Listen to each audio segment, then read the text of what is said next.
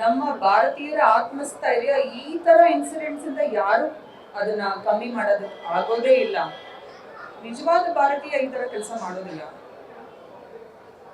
ಖಂಡಿತವಾಗ್ಲೂ ಇದನ್ನ ನಾವು ಇದನ್ನ ಒಪ್ಕೊಳ್ಳೋದಿಲ್ಲ, ಸಪೋರ್ಟ್ ಮಾಡೋದಿಲ್ಲ. ನಮ್ಮ ಭಾರತೀಯರು ಈ ತರ ಕೃತ್ಯ ಮಾಡೋದಿಲ್ಲ.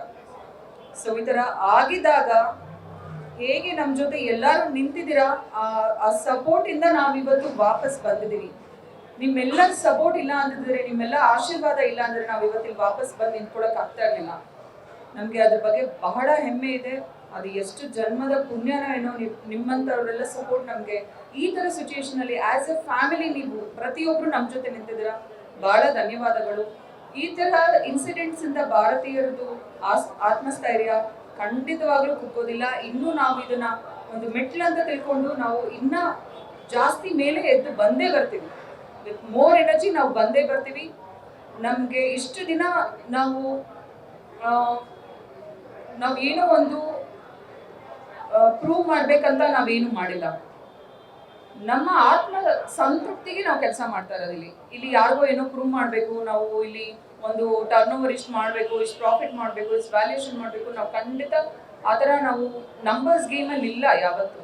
ನಮ್ಮ ಉದ್ದೇಶ ಇದ್ದಿದ್ದು, ನಮ್ಮ ಗುರಿ ಇದ್ದಿದ್ದು, ನಮ್ಮ ಭಾರತೀಯ ಸಂಸ್ಕೃತಿನ ನಮ್ಮ ಊಟದಲ್ಲಿ ಇಡೀ ಪ್ರಪಂಚಕ್ಕೆ ತೋರಿಸ್ಬೇಕಂತ. ಆ ಹಾದಿಯಲ್ಲಿ ನಮಗೆ ಈ ಥರ ತೊಂದರೆ ಆಗಿದೆ. ಆ ತೊಂದರೆಗೆ ನೀವು ಪ್ರತಿಯೊಬ್ಬರು ನಮಗೆ ನಿಂತಿದ್ದೀರಾ. ನಮಗೆ ಆಸ್ ಎ ಬ್ಯಾಕ್ ಬೋನ್ ನಿಂತಿದ್ದೀರಾ. ನಮ್ಮ ಕಸ್ಟಮರ್ಸ್ ನಿಂತಿದ್ದಾರೆ.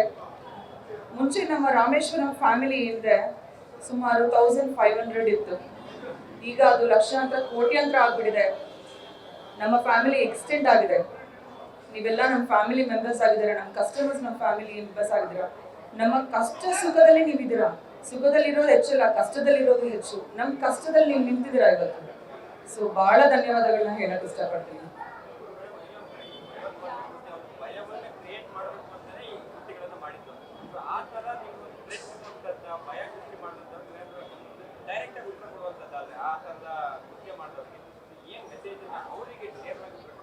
ನೇರವಾಗಿ ಈ ತರ ಕೃತ್ಯ ಮಾಡಿರೋರಿಗೆ ನಾನು ಹೇಳೋದೇನಂದ್ರೆ, after every war there is a peace, there is a revolution, there is a growth, there is change in system. ಇದು ಆಗಿದ್ರಿಂದ ಇದು ನಮ್ಗೆ ಹಾನಿಯಾಗಿದೆ ಅಂತಲ್ಲ, ಇದರಿಂದ 1000 ಪಟ್ಟು 1,00,000 ಪಟ್ಟು ನಮಗೆ ಹೆಲ್ಪ್ ಆಗಿದೆ. ಯಾಕೆ ಅಂದ್ರೆ ಇವತ್ತು ರಾಮೇಶ್ವರಂ ಕೆಫೆಗೆ ಆಗಿದೆ, ನಾಳೆ ಬೇರೆ ಹೋಟೆಲಿಯರ್ಸ್ಗೂ ಆಗ್ಬೋದು ಇದನ್ನ.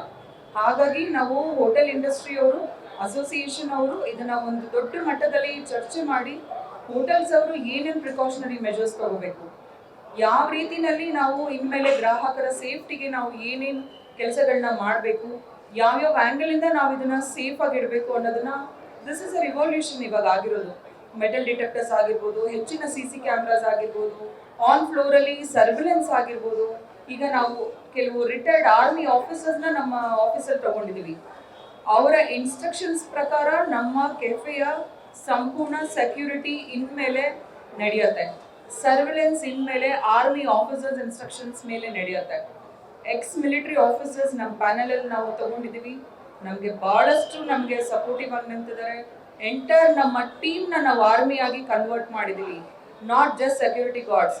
ಮುಂಚೆ ನಾವು ಸೆಕ್ಯೂರಿಟಿ ಗಾರ್ಡು ಸೆಕ್ಯೂರಿಟಿ ಕೆಲಸ ಮಾಡ್ತಾರೆ ಅಂತ ಅಷ್ಟೇ ಪರ್ಸ್ಪೆಕ್ಟಿವ್ ಅಲ್ಲಿ ಯೋಚನೆ ಮಾಡ್ತಾ ಇದ್ವಿ. ಈ ಇನ್ಸಿಡೆಂಟ್ ಆದಮೇಲೆ 1500 ಎಂಪ್ಲಾಯೀಸ್ನ ನಾವು ಸೆಕ್ಯೂರಿಟಿ ಗಾರ್ಡ್ಸ್ ಮಾಡಿದ್ದೀವಿ,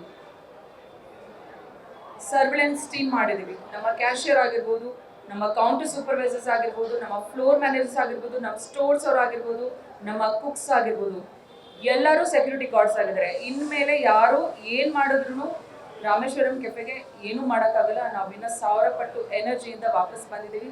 ಇನ್ನೂ ಮುನ್ನುಗ್ಗಿ ನಾವು ಹೋಗ್ತೀವಿ. ನ್ಯೂಸ್ ಫಸ್ಟ್, ನಿರ್ಭೀತಿಯಿಂದ ನಿಮ್ಮ ಪರವಾಗಿ.